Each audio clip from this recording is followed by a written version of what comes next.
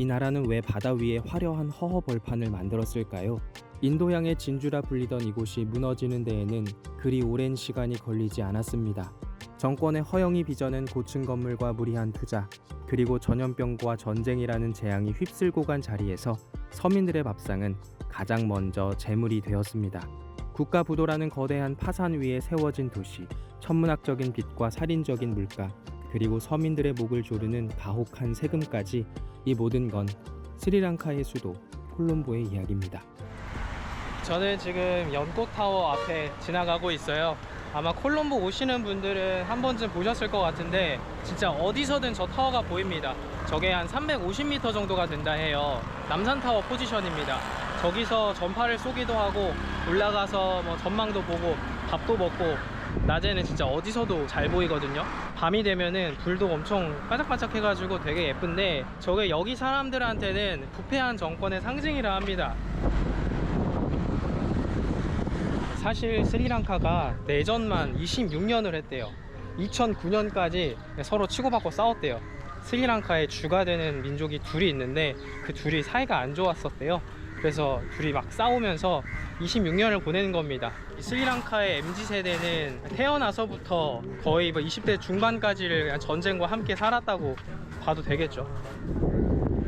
어쨌든 내전이 끝나고 정부가 들어섰거든요. 그 정부가 지은 건물이에요.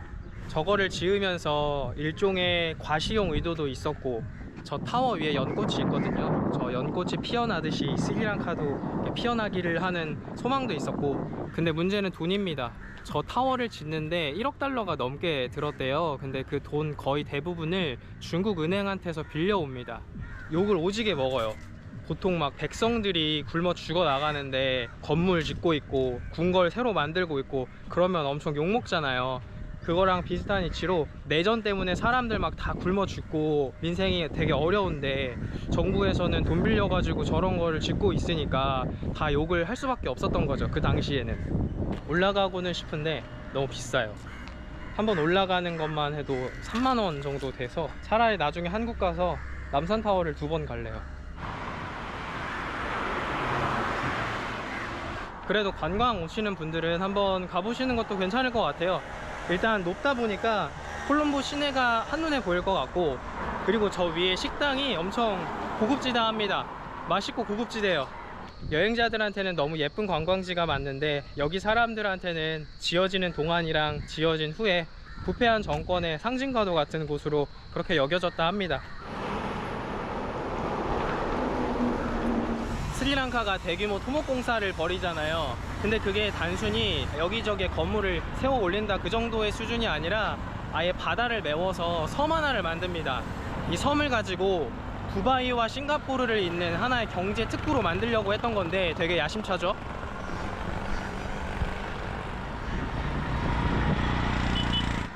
그렇게 만들어진 인공섬이 제가 지금 있는 곳이고요. 포트시티라는 이름을 가지고 있어요. 규모가 어느 정도냐면은 거의 여의도만한 섬입니다. 제가 있는 곳이 그 섬으로 들어가는 초입이고요. 어떤 모습인지 같이 한번 보시죠. 포트시티 콜롬보라고 적혀 있죠. 지금 제가 들어왔던 입구 쪽만 조금 뭐가 있고 전반적으로 허허 벌판입니다. 저 앞에 보면은 화면에 나올지 모르겠는데 포크레인이 흙을 푸고 있고요. 정말 아무것도 없죠. 여기 뭔가를 만들고는 있는데, 야, 무서운데? 여기 약간은 공동묘지 느낌 나는데?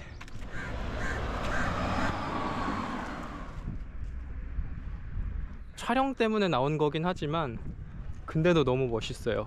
보는 느낌이 너무 좋네요. 여기가 까마귀도 저렇게 울고 있고. 그만 울어라. 스리랑카가 2014년부터 여기 매립을 시작했고 계속해서 개발이 진행되고 있는데, 스리랑카 입장에서는 외국 기업들이 와서 기업 활동을 하기를 바랐겠죠. 애플도 들어오고 뭐 삼성도 들어오고 나이키도 들어오고 맥도날드도 들어오고, 그래서 이 포트시티를 통해서 달러가 왕창 들어오는 그런 장밋빛 미래를 꿈꿨을 것 같은데, 그래서 여기에 땅을 만들고 도로를 깔고 또 물이 흐르게 하고 전기가 통하게 하고, 그렇게 2014년부터 공사를 시작했는데 아직도 횡합니다. 아직 뭐가 들어오지 않았어요. 아까 여기 들어오는 그 초입에서 봤듯이 그쪽에만 건물이 조금 있고 건물이 들어오지 않은 횡한 땅이 훨씬 더 많습니다. 공사장보다 모래벌판이 많은 게 2026년 4월의 모습입니다. 아직도 여기 포트시티는 비어 있습니다.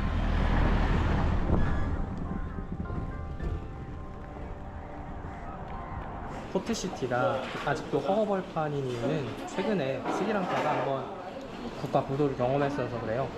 스리랑카가 4년 동안 그냥 1년에 한 번씩 그냥 두들겨 맞아요.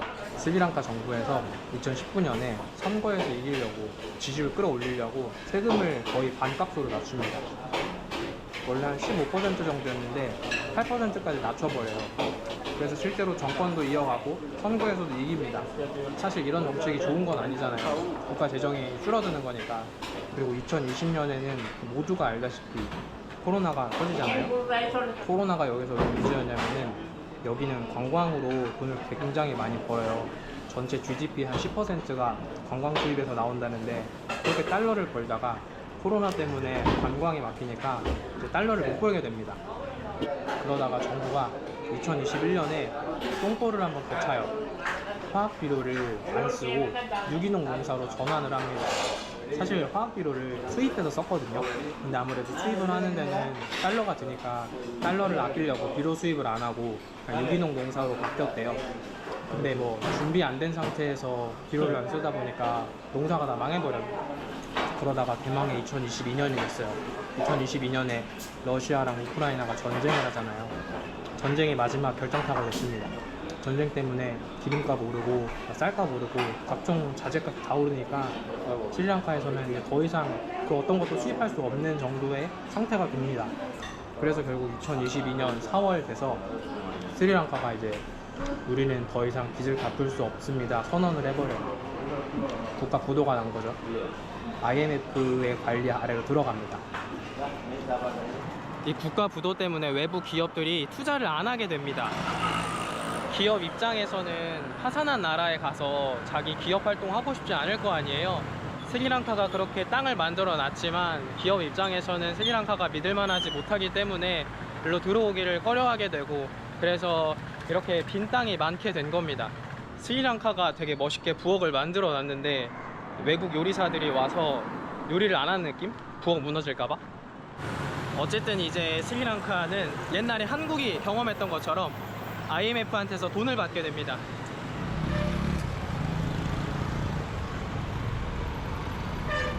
제가 밥을 먹고 걷고 있는 이곳은 콜롬보 시내 최대 시장인 페타 시장이라는 곳입니다. 여기야말로 이 콜롬보 사람들, 콜롬보 서민들의 애환이 녹아있는 곳이 아닐까 하네요. IMF가 돈을 빌려주는 대신에 그 나라 경제에 깊이 관여하잖아요. 우리나라도 막 구조조정하게 되고 막 칼바람 불고 그랬잖아요. 여기서도 IMF가 스리랑카 경제에 깊이 관여하게 됩니다. 2019년에 세금이 15에서 8로 떨어졌던 거를 다시 15로 올려요. 사람들이 이제 다시 세금을 엄청 내게 됩니다. 지금까지 100만 원 벌어서 한 8만 원 냈다면 이제 15만 원을 내야 되는 상황이 된 거죠. 코리아!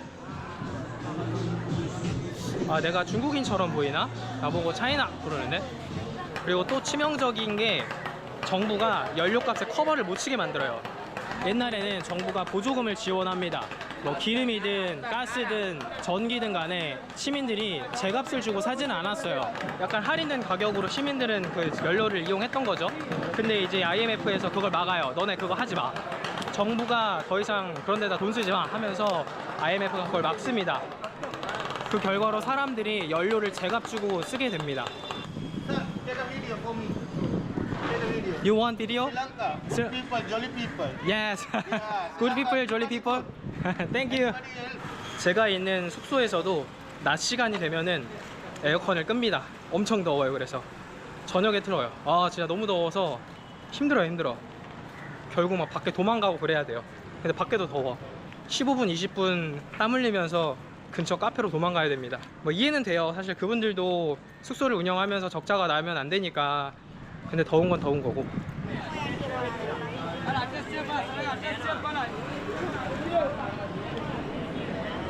스리랑카 국가 부도를 기점으로 해서 국가 빈곤율이 엄청 높아집니다.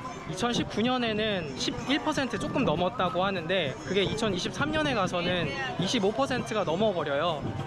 그러니까 스리랑카 사람들 4명 중에 1명은 굉장히 빈곤한 상태에 놓였다고 할 수 있겠죠. 그러다가 빈곤율이 2025년에 돼서 한 22%로 줄었다가 아마 2026년 한 해 동안은 20%까지 낮아질 거라고 추정이 된다 하네요. 세계은행 자료에서. 여기서 장사를 하시면서 하루 벌어서 하루 먹고 사는 분들이나 어떻게든 조금이라도 더 깎아서 생필품을 구매하시는 분들이나 모두가 다 높은 물가랑 높은 세금을 버텨가면서 또 하루하루를 살아가시는 분들이 아닌가 생각을 하게 되고요. 그렇게 생각하면은 국가 부도의 최대 피해자들은 여기 계시는 평범한 서민분들이 아닐까 그런 생각을 하게 됩니다.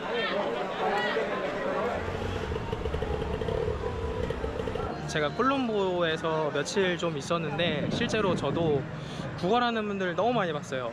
정말 많은 분들이 외국인인 저한테까지 막 이렇게 손을 벌리면서 구걸을 하고 그러셔가지고 지나다니면서 마음이 편치는 않더라고요.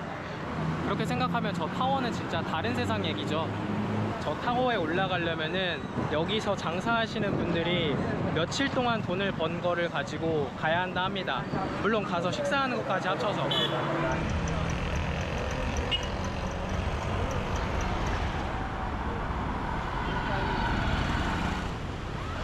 여기는 갈레페이스 그린이라는 포트시티 옆에 있는 해변가 공원인데요. 여기서 아주 대대적인 시위가 일어납니다. 하도 먹고 살기가 힘들어지니까 뭐 물가도 높아지고 사람들이 구매력도 떨어지고 하니까 먹고 살기가 너무 힘들어서 여기로 나오기 시작합니다. 그래서 여기서 아주 대대적인 시위를 벌여요. 정부에서도 막 경찰도 보내고 심지어는 군대도 보내는데 결국에 여기서 사상자가 생기다 보니까 시위가 이제 돌이킬 수 없는 수준까지 가게 됩니다.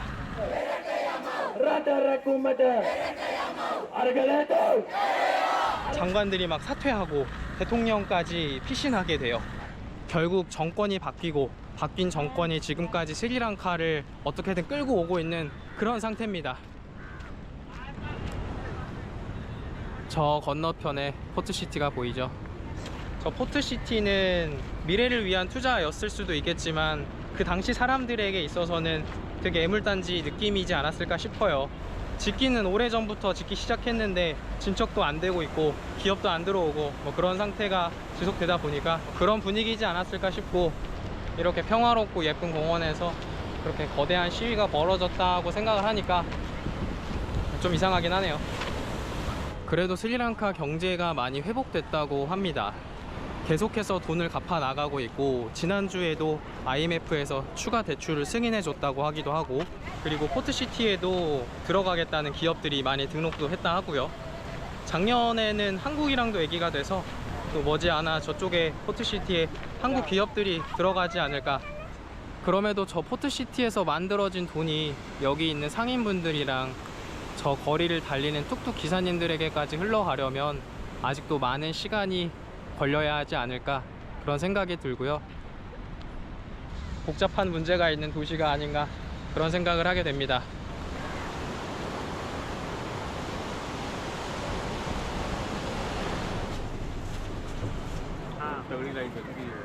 지금이 4월 13일인데 오늘이 여기 사람들 달력으로는 12월 31일이라고 합니다. 이분들은 여기서 지금 연말을 보내고 계신 거예요. 사실 뭐 저는 그냥 4월인데 이분들한테는 한 해를 마치고 새해를 시작하는 뜻깊은 날이라고 하네요. 이 날을 알고 온 건 아니고요. 그냥 왔는데 지금이 그 기간이더라고요. 한국으로 치면은 설날? 어쩌다 보니까 이렇게 뜻깊은 시기에 여기 스리랑카에 오게 됐는데 어떻게 보면은 이 시기는 가장 경제적인 위기를 통과하고 있는 여기 분들한테 살맛나는 새해를 바라보는 그런 뜻깊은 시간이 아닐까 생각이 들고요. 저는 이제 여기서 스리랑카 콜롬보 여행을 마치려고 합니다. 이제 또 다른 도시에서 또 다른 모습으로 인사드릴게요. 그럼